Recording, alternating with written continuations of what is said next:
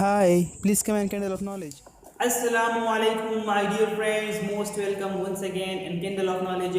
मेरे प्यारे दोस्तों, आज एक बार फिर मैं आप सबको अपने चैनल Kindle of Knowledge में खुशामदीद कहता हूँ। दोस्तों, आज का हमारा टॉपिक है एक्टिव एंड पैसिव वॉइस। दोस्तों, एक्टिव एंड पैसिव वॉइस को स्टार्ट करने से पहले मैं आपको ये बता दूं कि एक्टिव एंड पैसिव वॉइस होते क्या है। दोस्तों, एक्टिव वॉइस वो सेंटेंस एक्टिव सेंटेंस वो सेंटेंस कहलाते हैं जिसमें आपके पास सब्जेक्ट मौजूद होता है, जिसमें सब्जेक्ट का जिक्र होता है, जिसमें सब्जेक्ट कोई काम करता है, तो ऐसे सेंटेंस हमारे पास होते हैं एक्टिव वॉइस के सेंटेंस। इसके अलावा पैसिव सेंटेंस वो सेंटेंस होते हैं जिसमें सब्जेक्ट या तो होता नहीं, या अगर है भी तो वो जरिए यानी कि बाय के साथ, इंग्लिश ग्रामर में बाय के साथ आता है। और उर्दू में अगर मैं कोई सेंटेंस आपके लिए बोले पैसिव वॉइस का, तो ऐसा हो सकता है पानी पिया जा रहा था रहीम के जरिए, पानी पिया जा रहा था जहांजीब के जरिए। इसके अलावा मैं कहूँ कि गाड़ी धोई जा रही थी फहद के जरिए। तो दोस्तों, ये सेंटेंस हमारे पास कहलाते हैं क्या, पैसिव वॉइस।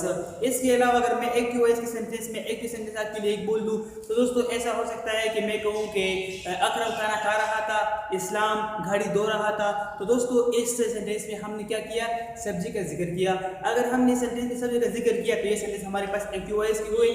अगर हमने कोई सेंटेंस है जिसमें हमने सब्जेक्ट का जिक्र नहीं किया, तो वो हमारे पास होते हैं पैसिव वॉइस के। तो दोस्तों, पैसिव वॉइस के बारे में मैंने आपको बता दिया, और अब हम स्टार्ट करने वाले हैं हमारा आज का topic active and passive voice. दोस्तों, एक्टिव एंड पैसिव वॉइस इसके हम अगर सेंटेंस बनाते हैं या चेंज करते हैं इस सेंटेंसेस को, तो उसमें हमारे पास 5 तरह के सेंटेंस होते हैं जिसको हम चेंज कर सकते हैं। अगर वो हमारे पास एक्टिव होते हैं तो उसको हम पैसिव में चेंज कर सकते हैं, अगर वो हमारे पास पैसिव में है तो वो हम एक्टिव में चेंज कर सकते हैं। दोस्तों, वो 5 तरह के सेंटेंस कौन से हैं? सबसे पहले सेंटेंस आपके पास होते हैं टेंसेस की कैटेगरी के सेंटेंस। दोस्तों, टेंसेस की कैटेगरी के सेंटेंस कौन से सेंटेंस होते हैं आपको मालूम होगा, आपको सेंटेंस इंशाल्लाह आते होंगे, क्योंकि मैं ऑलरेडी टेंसेस के ऊपर भी वीडियोस बना चुका हूं, और वो वीडियोस आप देख सकते हैं। अगर नहीं देखे हैं तो वो देखिए और सीखें, और उसके बाद आपको अंदाजा हो जाएगा कि टेंसेस क्या होते हैं और टेंसेस इंपॉर्टेंट क्यों होते हैं। क्योंकि टेंसेस जो है ये किसी लैंग्वेज का, बल्कि इंग्लिश लैंग्वेज का ये बेसिक है। तो दोस्तों, टेंसेस में हमारे पास प्रेजेंट टेंसेस है, पास्ट टेंसेस है, इसके अलावा कंटिन्यूस, परफेक्ट, परफेक्ट कंटिन्यूस, ये तमाम तरह के टेंसेस जो हमारे पास होते हैं, इसको अगर हम पैसिव में चेंज करेंगे, अगर हमारे पास एक्टिव में होते हैं तो हम इसको पैसिव में चेंज करेंगे, अगर हमारे पास ये होते हैं पैसिव में तो इसको हम एक्टिव में चेंज करते हैं। तो दोस्तों, इसके अलावा हमारे पास जो दूसरी बात आती है कि हमारे दूसरे सेंटेंस कौन से होते हैं, दोस्तों वो होते हैं मोडल वर्ब की सेंटेंसेस। अब ये मोडल वर्ब के सेंटेंसेस कौन से सेंटेंसेस होते हैं? दोस्तों, आपने देखा होगा माइट में, कुड, शुड, वुड, इसके अलावा should have, might, can, could. ये दोस्तों, ये हमारे पास जितने भी होते हैं ये हमारे पास कहलाते हैं मॉडल वर्ब्स। दोस्तों, मॉडल वर्ब के सेंटेंसेस को हम कैसे पैसिव में चेंज करते हैं ये भी हम सीखेंगे एक्टिव एंड पैसिव वॉइस के टॉपिक में। और इसके अलावा हमारे पास जो तीसरी बात आती है वो होती है लेट वाले सेंटेंस। दोस्तों, वो सेंटेंस जिसमें आपके पास लेट एक मॉडल वर्ब की तरह हो। दोस्तों, लेट का बेसिक मतलब तो होता है इजाजत, लेकिन अगर आपके पास कोई सेंटेंस है जिसमें लेट आपके पास मेन वर्ब की तरह आए, वो सेंटेंस में मेन वर्ब हो, तो वो सेंटेंस अगर आप चेंज करते हैं पैसिव में, या वो पैसिव में है उसको एक्टिव में चेंज करते हैं, तो वो भी हम इस एक्टिव एंड पैसिव वॉइस की सीखेंगे कि वो कैसे करते हैं। इसके अलावा हमारे पास बात आती है इंफिनिटिव्स की। दोस्तों, इंफिनिटिव सेंटेंसेस को आप जानते होंगे, मैं ऑलरेडी इसके ऊपर वीडियो बना चुका हूं कि इंफिनिटिव सेंटेंसेस हमारे पास कौन से होते हैं। और इंफिनिटिव सेंटेंसेस को अब हम सीखेंगे कि हम इसको एक्टिव में, अगर हमारे पास ये है, इसको हम पैसिव में कैसे चेंज करते हैं। इसके अलावा इंपेरेटिव्स है। दोस्तों, इंपेरेटिव्स के ऊपर मैं आपके लेक्चर दर्ज कर चुका हूँ, वो भी मेरे चैनल के ऊपर मौजूद है, आप देख सकते हैं उसे भी। तो दोस्तों, इंपेरेटिव सेंटेंसेस को आप कैसे चेंज कर सकते हैं, और ये तो होते हैं दोस्तों हमारे पास क्या, वो सेंटेंसेस जिसको हम एक्टिव में अगर हमारे पास है उसको हम पैसिव में चेंज करते हैं, या अगर हमारे पास पैसिव में है तो उसको हम एक्टिव में चेंज करते हैं। ये हम एक्टिव एंड पैसिव वॉइस में ये 5 तरह के सेंटेंसेस चेंज करेंगे और इसको सीखेंगे। तो दोस्तों, इसके बाद बात आती है, यहाँ पर मैंने आपके लिए 2 सेंटेंस बल्कि 3 सेंटेंस मैंने आपके लिए यहाँ पर लिखे हैं। तो आप बता सकते हैं कि ये जो 3 सेंटेंस है, ये तीनों के सेंटेंस आप जानते हैं कि ये एक्टिव में है या पैसिव में है। अगर ये एक्टिव में है तो आप इसको पैसिव में चेंज कर सकते हैं, अगर ये पैसिव में है तो आप इसको एक्टिव में चेंज कर सकते हैं। दोस्तों, यहाँ पर ये बहुत ही बड़ा क्वेश्चन है। तो दोस्तों, अगर आप ये चेंज कर सकते हैं तो इसका मतलब ये है कि आपको tenses active and passive voice आते हैं। तो दोस्तों, अगर आप एक्टिव एंड पैसिव वॉइस आते हैं तो आप सेंटेंस चेंज कर सकते हैं, और उसके लिए आपको ये मालूम होना चाहिए कि एक्टिव एंड पैसिव वॉइस में हम हमेशा वर्ब की थर्ड फॉर्म इस्तेमाल करते हैं। दोस्तों ये हमारे पास एक्टिव एंड पैसिव वॉइस की स्टार्ट की वीडियो है, इसमें हम यही बेसिक चीज़ें सीखने वाले हैं। दोस्तों अब वर्ब की थर्ड फॉर्म हमारे पास कौन सी फॉर्म होती है? आप ये जानते हैं कि हमारे पास वर्ब की 3 फॉर्म होते हैं। फर्स्ट फॉर्म हम ज़्यादातर सेंटेंस में इस्तेमाल करते हैं, इसके अलावा जो पास्ट टेंस हमारे पास होता है उसमें हम ओनली सेकंड फॉर्म इस्तेमाल करते हैं, और सेकंड फॉर्म जो हमारे पास होता है तो हम ओनली सिर्फ और सिर्फ पास्ट टेंस में ही इस्तेमाल करते हैं। और इसके अलावा हमारे पास जो थर्ड फॉर्म होती है वो हम अक्सर परफेक्ट टेंसेस में हम उसको इस्तेमाल करते हैं। लेकिन एक्टिव हमारे पास एक्टिव एंड पैसिव वॉइस जो हमारे पास है, इसको अगर हम कोई सेंटेंस एक्टिव वाला है जो हम इसको पैसिव में चेंज करते हैं तो उसके लिए हमें हमेशा हमेशा वर्ब की थर्ड फॉर्म यूज करनी होगी। अगर वो सेंटेंस हमारे पास कंटिन्यूस है या परफेक्ट है या प्रेजेंट है या इसके अलावा परफेक्ट कंटिन्यूस है तो वो हम चेंज करेंगे, और वो हम उस वहाँ पर कौन सा फॉर्म लगाएंगे?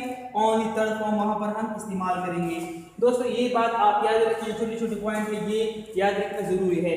अब यहाँ पर बात आती है कि हमारे पास इसका फार्मूला कैसे होता है, कि हम एक्टिव एंड पैसिव वॉइस का फार्मूला कैसे बनाएंगे और इस फार्मूलों के तहत हम सेंटेंस कैसे बनाएंगे। फार्मूले इंशाल्लाह मैं आपके लिए एक एक टेंस के बारे में मैं आपको समझाऊंगा, एक टेंस के बारे में हम इंशाल्लाह मैं आपके लिए वीडियो बनाऊंगा कि प्रेजेंट टेंस को कैसे चेंज करते हैं।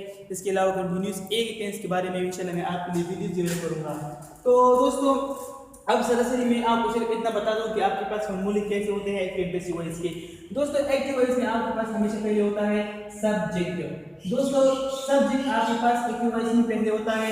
इसके अलावा आपके पास जो दूसरा होता है वो होता है हेल्पिंग वर्ब।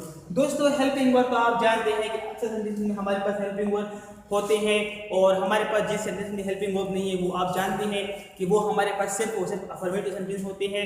और वो सेंटेंस कौन से सेंटेंस होते हैं जिसमें हेल्पिंग वर्ब नहीं होते? वो हमारे पास अफर्मेटिव सेंटेंस या तो प्रेजेंट इंडिफिनिट के होते हैं या तो पास्ट इंडिफिनिट होते हैं। वहाँ पर हम अफर्मेटिव टेंस में हेल्पिंग वर्ब हमारे पास नहीं होता, और इसके अलावा हमारे पास जितनी भी टेंस वहाँ पर हमारे पास हेल्पिंग वर्ब होते हैं। और हमारे पास प्रेजेंट इंडिफिनिट टेंस और पास्ट इंडिफिनिट टेंस की भी हेल्पिंग वर्ब होते हैं, लेकिन वो हेल्पिंग वर्ब हम negative interrogative and negative plus interrogative tense में हम वो इस्तेमाल करते हैं। जो हमारे पास डू डज होता है प्रेजेंट का, और पास्ट का हमारे पास ओनली डिड होता है।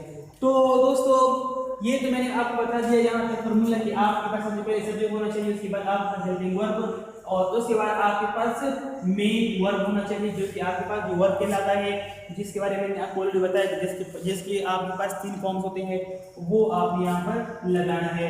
तो दोस्तों इसके बाद आप क्या करेंगे? इसके बाद आप ओनली लगाएंगे। ये हमारे पास फॉर्मूला होता है एक्टिव वॉइस का। दोस्तों ये फॉर्मूला आपको याद आ रहा होगा कि हमारे पास जितने टेक्निक होते हैं वहाँ पर भी फॉर्मूला हमारे पास होता है ज़्यादातर में, जहाँ पर हमारे पास हेल्पिंग वर्ब होता है, उसके अलावा मेन वर्ब होता है, उसके अलावा ऑब्जेक्ट होता है। ये सिंपल सा फॉर्मूला है, आपको याद होगा। तो दोस्तों एक्टिव वॉइस के बाद हमारे पास बात आती है पैसिव वॉइस की। पैसिव वॉइस क्या होते हैं? दोस्तों पैसिव वॉइस के बारे में मैंने आपको बता दिया कि पैसिव वॉइस हमारे पास वो सेंटेंस होते हैं जिसमें या तो सब्जेक्ट बिल्कुल होता नहीं, जिसमें सब्जेक्ट का जिक्र या तो किया नहीं जाता, और या अगर वो भी तो वो हमारे पास बाय के साथ इंग्लिश ग्रामर में आता है। यानी कि जैसे हम कहते हैं कि बाजार से सामान लाया जा रहा था रहमान के जरिए। तो दोस्तों ये सेंटेंस हमारे पास क्या हुआ? पैसिव वॉइस का सेंटेंस हुआ। इसके अलावा मैं कहता हूँ कि खाना बनाया जा रहा था अकरम के जरिए। दोस्तों ये सेंटेंस हमारे पास क्या होते हैं? पैसिव वॉइस के सेंटेंस होते हैं। अब मैं आपको बता दूं कि आपने अगर आपके पास कोई सेंटेंस है एक्टिव वॉइस का तो उसको आपने पैसिव वॉइस में कैसे चेंज करना है। फॉर एग्जांपल मैंने आपके लिए यहाँ पर सेंटेंस लिखा है वो किताब पढ़ रहा है। तो सेंटेंस तो आप जानते हैं कि वो हमारे पास क्या होता है? सब्जेक्ट, किताब, ऑब्जेक्ट, और पढ़ना जो होता है ये हमारे पास वर्ब होता है, और आवाज जो हमारे पास है ये हमारे पास हेल्पिंग वर्ब को क्वेश्चन नहीं करता है कि हेल्पिंग वर्ब हमारे पास क्या है और कौन से जमाने का है। तो उसका पैसिव वॉइस को मैंने आपको बता दिया कि इसका पैसिव वॉइस को हमारे पास होते क्या है। इसके अलावा मैंने इसका फॉर्मूला पहले मैं आपको फॉर्मूला बता दूं। इसका फॉर्मूला दोस्तों इसका कैसे होता है? इसमें सब्जेक्ट हमारे पास जो होता है ऑब्जेक्ट, जो ऑब्जेक्ट हमारे पास है इसको हम सबसे पहले ले आते हैं। ऑब्जेक्ट हमारे पास आ जाता है सबसे पहले। आपने ऑब्जेक्ट पहले लगा दिया, अब आगे बात आती है प्लस हेल्पिंग वर्ब। दोस्तों हेल्पिंग वर्ब आपने लगा दिया। अब हेल्पिंग वर्ब के बाद आपको बात आती है वर्ब। दोस्तों यहाँ पर आपने कंफ्यूज नहीं होना कि यहाँ पर आपने वर्ब के आपके पास कौन सी फॉर्म होती है, वर्ब की थर्ड फॉर्म होती है। दोस्तों ये बात आप याद रखें कि आपके पास पेशे का जो भी फॉर्मूले होते हैं, जितनी भी फॉर्मूले होते हैं, उन तमाम फॉर्मूले में आपने वर्ब की थर्ड फॉर्म लगानी है और उसके बाद आपने क्या करना है, प्लस सब्जेक्ट का जिक्र करना है। तो दोस्तों ये आपके पास बन जाता है पेशे वाइज का फॉर्मूला। दोस्तों यहाँ पर आप देख सकते हैं कि यहाँ पर जो ऑब्जेक्ट हमारे पास था वो यहाँ आकर क्या हो गया है, सब्जेक्ट हो गया है। और इसके अलावा यहाँ पर जो आपके पास सब्जेक्ट था वो यहाँ पर आ गया है, ऑब्जेक्ट में लगा है। तो दोस्तों ये सेंटेंस जो हमारे पास होते हैं वो हमारे पास ये पैसिव वॉइस सेंटेंस की हमारे पास ये कहलाते हैं। इसमें आपने एक बात यहाँ पर याद रखनी है, ये कि हमारे पास वर्ब की फॉर्म के बाद हम सब लगाते हैं तो उससे पहले हमें बाय का जिक्र करना होता है और बाय के बाद हम ये सब्जेक्ट लगाते हैं। तो दोस्तों ये हमारे पास होते हैं एक्टिव एंड पैसिव वॉइस के सेंटेंसेस जिसके फार्मूले होते हैं और फार्मूले के बाद बात आती है कि हम इसके सेंटेंस कैसे बनाएंगे। दोस्तों सबसे पहले आप देखिए वो किताब पढ़ रहा है। दोस्तों वो हमारे पास सब्जेक्ट, किताब हमारे पास ऑब्जेक्ट और पढ़ना हमारे पास वर्ब हो रहा है, हेल्पिंग वर्ब है। दोस्तों ये बात तो आप जानते हैं। अब हम सेंटेंस को बनाते हैं। ये हमारे पास सेंटेंस क्या है, ये हमारे पास एक्टिव वॉइस का सेंटेंस है। इसको हम ऐसे ही उर्दू में क्या करेंगे, पैसिव वॉइस में हम चेंज करेंगे। कैसे करते हैं दोस्तों, मैं कहता हूँ किताब पढ़ा जा रहा है। अब मैं यहाँ तक पैसे तो बना लिया, अगर इसके बाद मैंने सब्जेक्ट का जिक्र करना है तो मैं कैसे करूँगा, पढ़ा जा रहा है।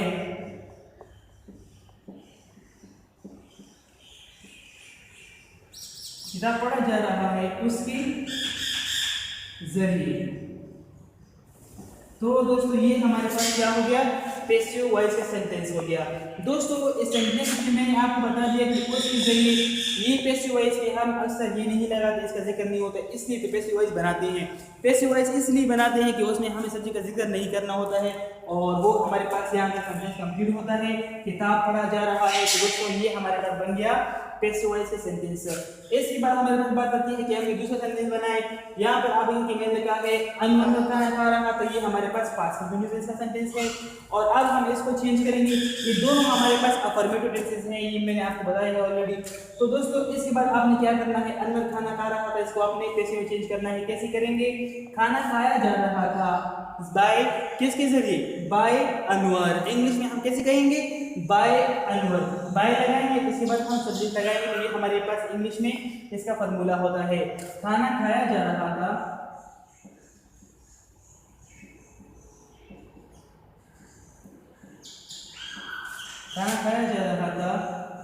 अनवर के जरिए।